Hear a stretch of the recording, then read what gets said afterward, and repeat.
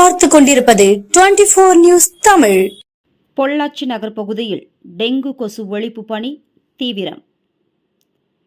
பொள்ளாச்சி மற்றும் அதன் சுற்றுவட்டார பகுதிகளில் கடந்த சில தினங்களாக தென்மேற்கு பருவமழை தீவிரமாக பெய்து வருகிறது.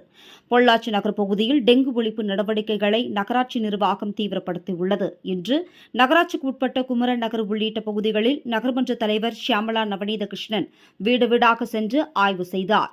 வீடுகளில் உள்ள தண்ணீர் தொட்டிகளில் நீர் தேங்கி புழுக்கள் உள்ளதா என்பது குறித்தும் வீடுகளை சுற்றியும் தூய்மையாக வைத்துக் கொள்ள வேண்டும் என பொதுமக்களிடம் அறிவுறுத்தினார்.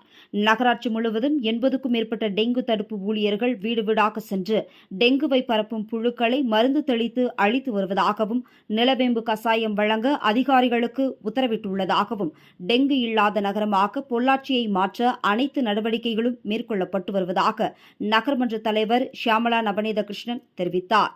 ஆய்வின்போது நகர்மன்ற உறுப்பினர்கள் நாகராஜ், துரைபாய், கவிதா உள்ளிட்ட நிர்வாகிகள் உடனிருந்தனர்.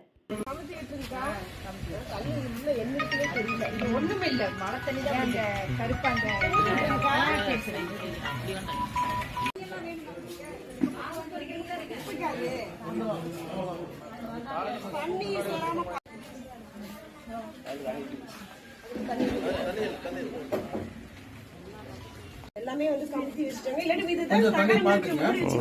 இல்லாம கொஞ்சம் மூடி வச்சிருங்க. மூடி வச்சிருக்கடா. சரிங்களா? சரி. எந்த பாத்திரத்துல நீங்க தண்ணி வச்சாலும் மூடி வச்சிருங்க. சரி.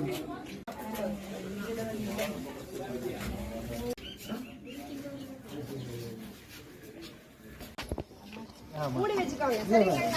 தண்ணி மேல வந்து அப்படி சரி சரி. நான் டெய்லி நான் கழுவி விடுறேன். ஓகே. இதுமே இருக்கு. தப்பான காலி ஒண்ணுமே இல்ல. அந்த மாதிரி இறங்கிட்டேன்னு சொல்லிட்டாங்க. இப்ப தண்ணி இதுலயே அங்க வருது.